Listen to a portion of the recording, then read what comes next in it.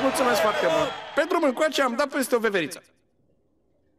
Și am zis, hei, de ce nu mai chem câteva prietene ca să schimbăm un bec?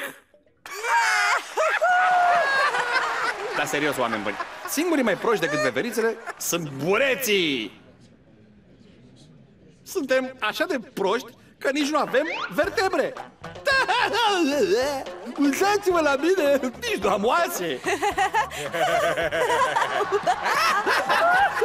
Și crabii, oh, frățioare, sunt așa de zgârciți că nu dau nici măcar atenție. E adevărat, sunt zgârcit. Acum să vă spun despre pește. Vai de mine, ce put! Cum poate o creatură care stă așa de mult în apă să pută așa de tare? Serios. Acum, sapun, sapun, ce e sapun, ce e sapunul? Și să nu mai vorbim de steluțe de mare.